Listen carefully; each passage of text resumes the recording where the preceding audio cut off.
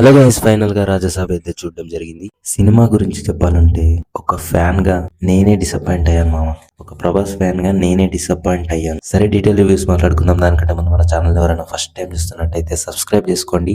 పక్కనే ఉన్న bell icon కూడా ఆన్ చేసుకోండి. ఇక సినిమాలో నెగిటివ్ విషయంలో వచ్చేస్తే ఇంట్రడక్షన్ సీన్ నుంచి స్టార్ట్ అవుతుంది మామ. అసలు ఏదో ట్రై చేయాలనుకున్నారు, లారీలతో రెబల్ స్టార్ అని ఏదో ట్రై చేయకపోయారు కానీ అస్సలు ఎక్కలేదు, అస్సలు హై రాలేదు ఇంట్రడక్షన్ సీన్. సరే, అది వదిలేద్దాం. సెట్స్ మామ, అసలు ప్రభాస్ సినిమా తీస్తున్నారా లేదంటే ఎవరైనా చిన్న యాక్టర్స్ తీస్తున్నారో నాకు అర్థమవుతలేదు.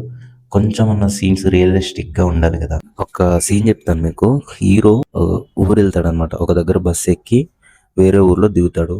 ఆ సీన్ ఫీల్ ఎలా ఉంటుందంటే మనకు చూసే వాళ్ళకి, ఈ ప్రభాస్ గారు రామోజీ ఫిలిం సిటీలో బస్ ఎక్కి మళ్ళీ రామోజీ ఫిలిం సిటీలోనే దిగినట్టు అనిపిస్తుంది. ప్రతిది సెట్లే ఉంటాయి, మొత్తం సెట్లే, మొత్తం ఇండోర్ లోనే తీశారు. అసలు అలా ఎలా తీయాలనిపించింది, కొంచెం రియలిస్టిక్ గా ఉండాలి కదా. ఇంకొకటి వచ్చేసి అన్వాంటెడ్ ఫైట్స్ మామ. ఫైట్స్ కి అక్కడ స్పేస్ లేకున్నా బలవంతంగా ఫైట్స్ ఇరికిచ్చినట్టు ఉంటది. ఫస్ట్ హాఫ్ లో 3 ఫైట్స్ ఉంటాయి, ఒక ఫైట్ వస్తుంది. సరేలే, ఏదో ప్రభాస్ అన్నకి ఎలివేషన్ ఇవ్వడానికి పెట్టారు అనిపిస్తుంది అనుకోవచ్చు. మళ్ళీ ఇంకో ఫైట్ ఇరికిస్తారు. సరేలే పోనీ అనుకుంటే మళ్ళీ మూడో ఫైట్. 3 ఫైట్లు ఫస్ట్ హాఫ్ లో. అసలు అక్కడ అవసరం లేదు, లేకున్నా బలవంతంగా పెట్టినట్టు అనిపిస్తుంది. ఇక తమన్నా బీజిఎం గురించి అందరికి తెలిసిందే కదా, లౌడ్ గా ఉంటది. సరే, బీజిఎం ఓకే ఓకే అనిపించింది, పర్లేదు. సినిమాలో ఏదైనా పాజిటివ్ ఉందంటే ప్రభాస్ అన్న యాక్టింగ్. ప్రభాస్ అన్న యాక్టింగ్ మాత్రం ఏరియా తీసేశాడు. సెకండ్ హాఫ్ లో సినిమా కొంచెం ఇంట్రెస్టింగ్ పాయింట్ తోటి వెళ్తుంది అనిపిస్తుంది. అంటే సెకండ్ హాఫ్ లో ఒక కొత్త పాయింట్, ఇల్యూమినేషన్ అనే ఒక పాయింట్ తో సినిమా ఉంటది. ఆ కొంచెం సేపు ఇంట్రెస్టింగ్ గానే ఉంది అనిపించే లోపే మళ్ళీ పిచ్చి లేపిస్తాడు మారుతి మామ. ఎందుకంటే కొత్త పాయింట్ అయినా సరే దాన్ని చెప్పడం రావాలి. లాజిక్ లో వదిలేసి మనకి ఎలా కన్విన్సింగ్ గా ఉంటే అలా చెప్తే ఆడియన్స్ కి ఎక్కదు.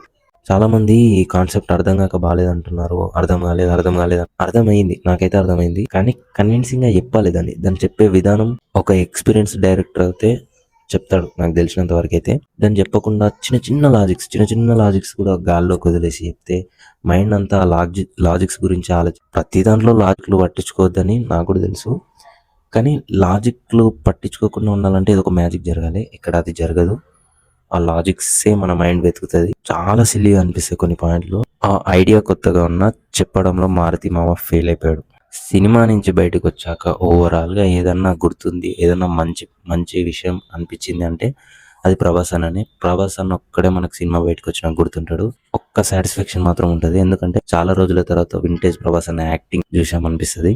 అదొక సాటిస్ఫాక్షన్ ఉంటది. ఇంకొకటి చెప్పడం మర్చిపోయినా, చాలాకు ఆ ముసలి యాక్షన్ సీన్ లో, కొన్ని యాక్షన్ సీన్స్ లో డూప్ ని పెట్టారు లాంగ్ షాట్ లో. అంతా నార్మల్ గా డూప్స్ ఎక్కడెక్కడ ఉన్నారో మనకు అర్థం కాదు, డూప్ ఎక్కడెక్కడ ఉన్నాడు సినిమాలలో. కానీ దీంట్లో చాలా చోట్ల నేను అబ్జర్వ్ చేశాను, డూప్ అని క్లియర్ గా అర్థమైపోతుంది. అంత పెద్ద యాక్టర్ తో సినిమా తీస్తున్నప్పుడన్నా అలాంటి చిన్న పాయింట్స్ అన్నా చూసుకోవాలి కదా. ఓవరాల్ గా ప్రభాస్ అన్న కోసం, వింటేజ్ ప్రభాస్ అన్న కోసం అయితే మాత్రం ఒక్కసారి అయితే చూడొచ్చు, అది కూడా కష్టంగానే. ఇదైతే నా రివ్యూ. మీకేమనిపించిందో కింద కామెంట్ లో కామెంట్ చేయండి.